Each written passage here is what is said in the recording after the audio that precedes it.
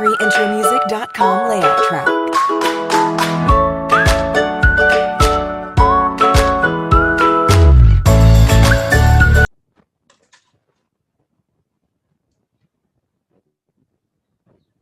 আসসালামু আলাইকুম, স্বাগতম সবাইকে আজকের ক্লাসে।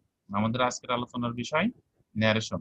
ইতিমধ্যে আমরা ন্যারেশনের উপরে বেশ কিছু আলোচনা করেছি। আজকে তার পরবর্তী ধাপ।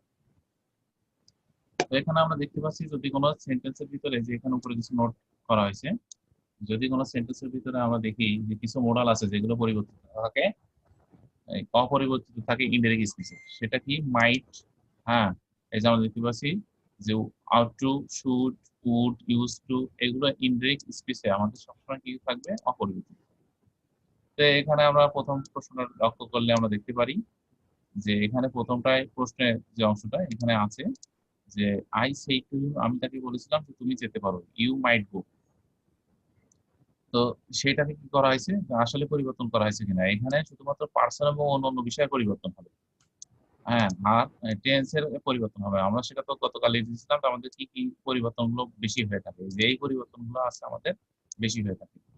হ্যাঁ, subject, object, positive face, tense, modal, adverb, এইগুলো কিন্তু আমাদের বেশি পরিবর্তন হয়। তো সেখানে আমরা ইংরেজি স্পিচে দেখতে পাচ্ছি এখানে যে আই সেই টু হিম, আমি তাকে বলেছিলাম যে, এই যে এখানে যেহেতু অ্যাসার্টিভ সেন্টেন্স আমরা এখন শিখতেছি, এইগুলো ন্যারেশন আবার টেন্স অনুসারে এবং সেন্টেন্স অনুসারে শিখতে হয়। তাই আমাদের প্রথম প্রাথমিক যে আলোচনা চলতেছে সেটা হচ্ছে অ্যাসার্টিভ সেন্টেন্সের। এবং এখানে আমরা দেখতে পাচ্ছি অ্যাসার্টিভ সেন্টেন্সে আমরা জানি যে সেন্টেন্সের মাঝে কানেক্টরস দরকার হয় একটা। এই সেই কানেক্টরস দ্যাট। তো এটা আমাদের এই বিষয়ে এখানে লিখে দেওয়ার দরকার ছিল আমাদের, যে সেন্টেন্সের মাঝে আমাদের দরকার হবে কানেক্টরস।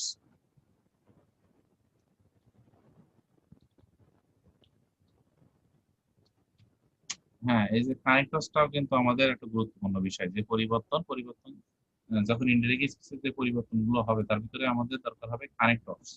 এই কানেক্টরটা আমাদের কি দরকার হয়, এটা আমাদের নিড, প্রয়োজন হবে আমাদের।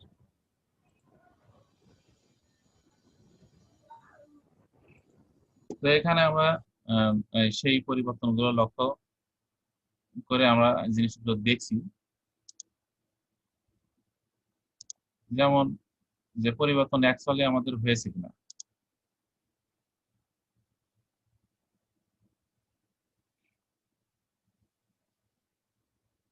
তো এখানে অন্যান্য সমস্ত পরিবর্তনগুলোই আমাদের হবে। আজকে ইন্টারনেট স্পিড কম থাকার কারণে এই ইয়েগুলো কাজ করতেছে না। আচ্ছা, যাই হোক, তাহলে এখানে আমরা দেখতে পাচ্ছি আই সেই টু হিম, আমি তাকে বলেছিলাম। এটা যেমন ছিল উপরে, যে মানে রিপোর্টিং, যে স্পিচটা রিপোর্টিং, সেটা যেমন ছিল তেমনই আছে। মাঝখানে যে অ্যাড করছে এই যে ইউ মাইট গো, ইউ বলতে কাকে বোঝাচ্ছে? ইউ বলতে এই যে হিমকে বোঝাচ্ছে। আগে যে হিমটা আছে আমাদের ইনভার্টেড কমার আগে রিপোর্টিং অংশে, এই হিম, হিম বলতে আমি, এই হিম তো অবজেক্ট, এর সাবজেক্ট কি হবে? হি হবে। এই যে এখানে এই জন্য এটা কি করা হয়েছে, এই যে হি নিয়ে আসছে। ইউ হয়েছে হিম, যে আমি তাকে বলেছিলাম যে সে যেতে পারে। এই যে হি মাইট গো, এই যে মাইটের কিন্তু কোনো পরিবর্তন এখানে হয়নি। মাইটের এখানে কোনো পরিবর্তন হয়নি, আর হবেও না। যেহেতু আমরা নিয়মে ইতিমধ্যে পড়েছি, কিছু মোডাল অক্সিলারি ডিরেক্ট স্পিচে যেমন থাকবে, ইনডিরেক্ট স্পিচও ঠিক সেম, একই থাকবে। এরপর আমরা দেখতে পাচ্ছি ইফ আই আর ইউ, যদি আমি তোমার হতাম, আই শুড বা উড দ্বারা উপদেশ বুঝালে ইনডিরেক্ট করার সময় সাবজেক্টের পরে কি কি থাকবে, যে এটা কিন্তু বিশেষ নোট, অ্যাডভাইস, তারপরে থাকবে অবজেক্ট, তারপর টু, তারপর রিপিটেড স্পিচ, এর ভার্ব বসে। এটা কিন্তু জানা খুবই গুরুত্বপূর্ণ। এটা আমরা এখানে আবার এখানে দেখতে পাবো। যেমন ডিগ্রি বলেছে আই সেই টু হিম, আমি তাকে বলেছিলাম। কি বলেছিলাম? এই যে এটা কিন্তু রিপোর্টেড স্পিচ, ইনভার্টেড কমার ভিতরে এই অংশটা আমরা ইনভার্টেড কমা তো চিনি, এই যে উপরে দুটো করে যে কমার মতো দেওয়া থাকে এটা। তো এই অংশটা কি বলছে, যে ইফ আই আর ইউ, যদি আমি তোমার মতো হতাম, আই শুড ওয়েট, আমি কি অপেক্ষা করতাম। তো এই সেন্টেন্সটা কিভাবে ওরা উত্তরে লিখছে, এখানে কিন্তু অনেক কিছু বোঝার বিষয় আছে। এখানে কিন্তু এই যে আই সেই টু হিম, এই সেই টু উঠে যাবে। সেই টু উঠে যায়, এই জায়গায় কি বলবে? অ্যাডভাইস।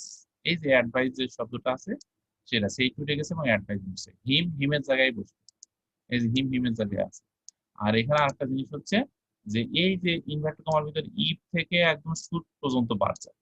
আপনারা এটা নোট করে রাখতে পারেন, এই যে আমি দাগ দিয়েছি ইফ থেকে আপনাদের শুট পর্যন্ত আপনাদের কি হবে, এটা বাদ যাবে। হ্যাঁ, ইফ থেকে শুট পর্যন্ত বাদ যাবে। বাদ যে যাওয়ার পরে যে অংশটা থাকবে সেই অংশটা আমাদের দেখতে হবে। এখানে 1 লেখা হয়েছে, ওয়েট হবে এটা।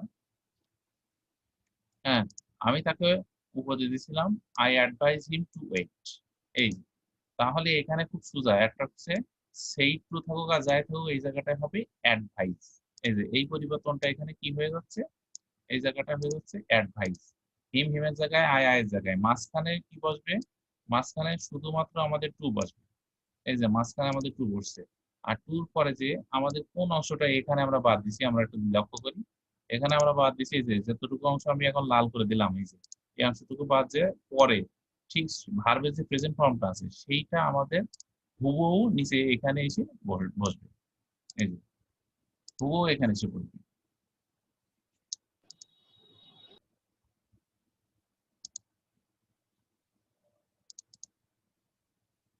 না, কার্সর গুলো কাজ করতেছে না। আচ্ছা, তাহলে এইটুকু আমি আশা করতেছি আপনারা বুঝতে পারছেন। পরবর্তীতে কি আছে, অ্যাকর্ডিং টু পার্সন, এর ব্যক্তি অনুসারে। হ্যাঁ, ব্যক্তি অনুসারে কেমন হবে, ব্যক্তি অনুসারে কেমন হবে। এই যে রিপোর্টেড স্পিচ এর অন্তর্গত ফার্স্ট পারসন সর্বদা রিপোর্টিং ভার্ব এর সাবজেক্ট এর পার্সন অনুযায়ী পরিবর্তন হয়। এই কথাটা আমাদের খুবই গুরুত্বপূর্ণ, মনে রাখতে হবে আমাদের এটা।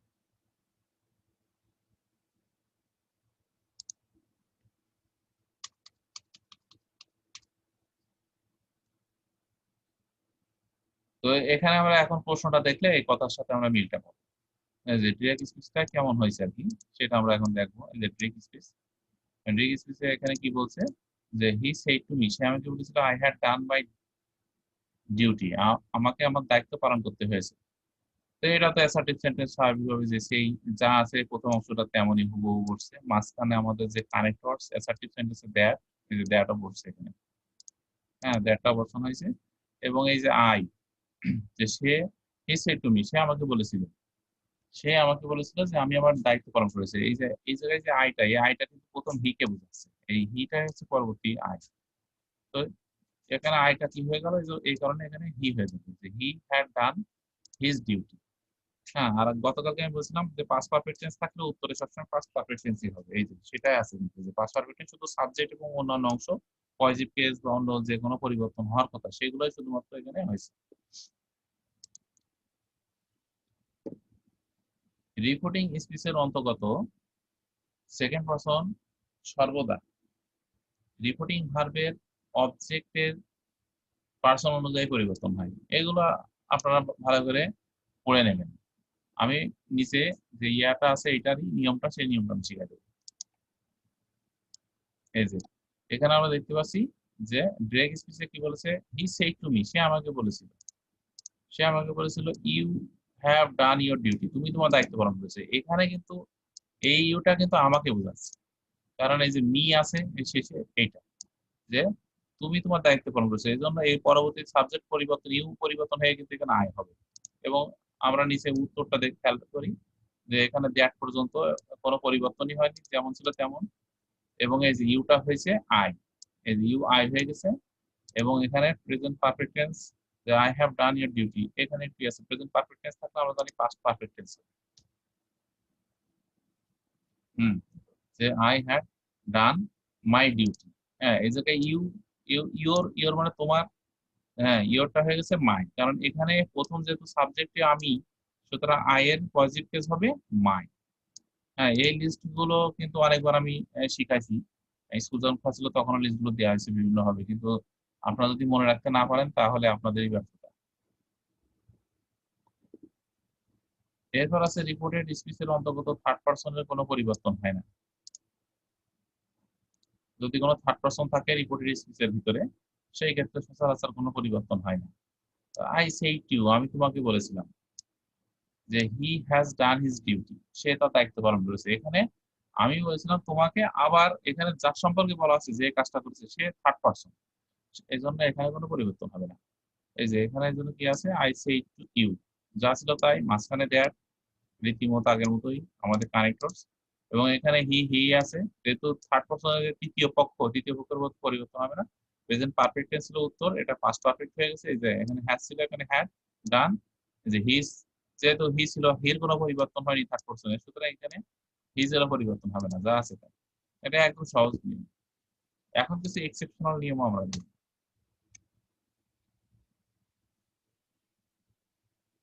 এক্সেপশনাল নিয়মের ভিতরে কি আছে, যে ওই দ্বারা মানব জাতি বোঝালে ফার্স্ট পারসন হওয়া সত্ত্বেও ইনডিরেক্ট স্পিচে তার পরিবর্তন হয় না।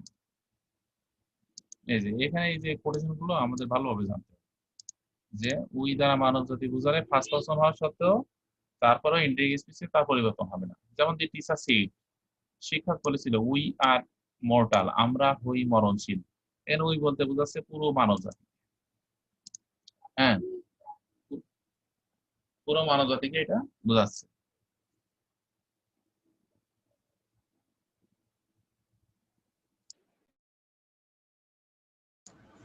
তাহলে এখানে যে দি টিচার সেইড, মাঝখানে সেই আগের মতোই অ্যাসার্টিভ সেন্টেন্সে দ্যাট, এখানে সাবজেক্টে কোনো পরিবর্তন হয়নি, যে উই আর মোরটাল যা ছিল তাই, আমরা হই মরণশীল। এখানে কিন্তু এই সেন্টেন্সটা কেন টোটালি টেন্সেরও পরিবর্তন হয়নি, একটা মনে প্রশ্ন জাগতে পারে কেন। কিছু কথা হচ্ছে চিরন্তন সত্য, সেই চিরন্তন সত্য ক্ষেত্রে ইনডাইরেক্ট স্পিচে সেইটা টেন্সেরও কোনো পরিবর্তন হবে না। যেমন সূর্য পূর্ব দিকে ওঠে, পশ্চিম দিকে অস্ত যায়, এই ধরনের যে কোনো চিরন্তন সত্য যদি থাকে, সেই ক্ষেত্রে আমরা জানি এর ইনডিরেক্ট স্পিচে ওই সেন্টেন্সটার কোনো টেন্সের পরিবর্তন হবে না। এরপর উই, বি নাম্বার দেখতে পাচ্ছি আমরা, যে এখানে যে উই যদি বক্তা স্পিকার ও যাকে উদ্দেশ্য করে, মানে যাকে উদ্দেশ্য করে বলতেছে উভয়কে বোঝায়, তবে ইনডিরেক্ট স্পিচে তার কোনো পরিবর্তন হয় না। তার মানে সাবজেক্ট এবং অবজেক্ট দুজনকে যদি বোঝায়, সেই ক্ষেত্রে কোনো পরিবর্তন হবে না। যেমন সে আমাকে বলেছিল, হি সেড টু মি, যে we should do our duty, আমাদের উচিত আমাদের দুইজনেরই দায়িত্ব, কিন্তু হয়েছে হি এবং আমি দুইজন বলছে, দুইজনের কথা কি বলছে, যে আমাদের দুইজনেরই উচিত আমাদের দায়িত্ব পালন করা, আমাদের দুইজনেরই উচিত আমাদের দায়িত্ব পালন করা। হ্যাঁ, এই বিষয়ে কথা হয়েছে এখানে। তো এই ক্ষেত্রে তো আমাদের প্রশ্নই আসে না যে সাবজেক্টের পরিবর্তন, কারণ দুইজনে মিলেই তো আমরা হয়েছি, কারণ আমি তুমিও সে, এইটা মিলে আমরা জানি বাংলা ব্যাকরণে সবসময় কি হয়, আমরা হয়। তাহলে এখানে শুধু মাঝখানে কি বলবে, দ্যাট টাইপ আসবে, আর নো চেঞ্জ, এখানে আর কোনো পরিবর্তন হবে না। আর কিছু মডেলের তো এমনিতে পরিবর্তন হয় না, যে শুট থাকলে পরিবর্তন হবে না, মাইট থাকলে পরিবর্তন হবে না, হ্যাড বেটা থাকলে পরিবর্তন হবে না, যে পরিবর্তনটা এখানেও কিন্তু হয়নি। আমি আশা করছি এটুকু বুঝতে পারছেন। এছাড়া সাম এক্সট্রা টিপস দেওয়া আছে এখানে আমরা দেখতে পাচ্ছি। হ্যাঁ, এছাড়া আরো কিছু বাড়তি কিছু টিপস আছে। মাস্ট থাকলে সাধারণত আমরা যখন ইংরেজি স্পিচ করবো তখন হ্যাড টু লিখতে হবে। মাস্টের জায়গায় আমি কি লিখবো, তাই না? অনেক সময় প্রশ্ন জাগতে পারে যে মাস্ট একটা মোডাল, মাস্ট থাকলে অবশ্যই আমাদের হ্যাড টু লিখতে হবে। যেমন ডিরেক্ট স্পিচে নাফিসা সেইড, নাফিসা বলেছিল I must write a letter, আমি অবশ্যই একটা চিঠি লিখবো, আমি অবশ্যই একটা কি লিখবো, চিঠি লিখবো, এখানে সে বলছে। তো এখানে নাফিসা সেইড দ্যাট, এই যে মাঝখানে দ্যাট হবে, এবং ওখানে আই বলতে নাফিসা নিজেকে বোঝাচ্ছে, এই জন্য শি, আর এই মাস্টার জায়গায় বসছে এই দেখো হ্যাড, যেটা আমাদের বোঝার বিষয় ছিল, হ্যাড টু, এবং পরে যা আছে তাই, নো চেঞ্জ।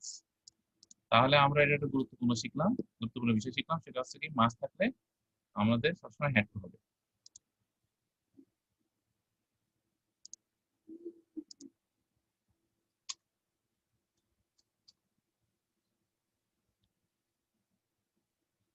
এরপর আমরা ফার্স্ট পারসনে দেখতে পাচ্ছি, এরপরে ফার্স্ট পারসনে মাস্ট, মাস্টের কোনো ভবিষ্যৎ কাজের দ্বারা বাধ্যবাধকতা বোঝালে ইনডিরেক্ট স্পিচে উড হ্যাভ টু তে রূপান্তরিত হয়। তো দেখি সেটা কেমন। হি সেইড, সে বলেছিল we must leave the house, আমাদের এই বাড়িটা অবশ্যই ত্যাগ করতে হবে। If the rent is increase, যদি ভাড়াটা বাড়ে তাহলে আমাদের অবশ্যই কি করতে হবে, বাড়ি ত্যাগ করতে হবে। এই ক্ষেত্রে আবার কি করেছে, হি সেইড দ্যাট, সে বলেছিল যে, উই বলতে বোঝাচ্ছে এখানে দে মানে তাদের, উড হ্যাভ টু, তাহলে এখানে আবার আরেকটা এক্সেপশনাল নিয়ম দেখলাম, যে মাস থাকলে আবার কি বাধ্যবাধকতা বোঝালে, যে অবস্থার কোনো উপায় নেই, সেই ক্ষেত্রে আমাদেরকে এই যে উড হ্যাভ টু লিখতে হবে, সেখানে হ্যাড টু লিখলে হবে না। তাই আমাদের বাড়ি ত্যাগ করতে হবে যদি ভাড়াটা বৃদ্ধি পায়। এবং এর পরবর্তীতে অন্য অন্য টেন্সের যদি কোনো পরিবর্তন হয়, যে এখানে ইজটা প্রেজেন্ট টেন্স ছিল, আমরা জানি প্রেজেন্ট ইনডিফিনিট টেন্স, উত্তর হয়ে যাবে পাস্ট ইনডিফিনিট টেন্স, এই যে এখানে হইছেও তাই। অন্যান্য পরিবর্তনগুলো করব, কিন্তু এখানে মূল বিষয়টা হচ্ছে মাস্ট থাকলে আমাদেরকে সবসময় কি লিখতে হবে, উড হ্যাভ টু।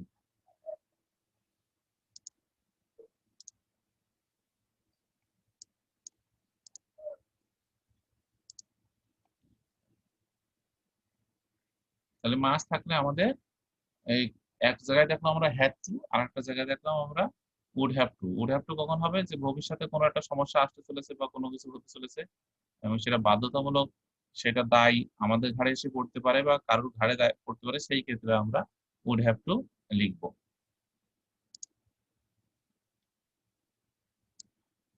তাহলে আজকে আমরা এই পর্যন্ত শিখলাম।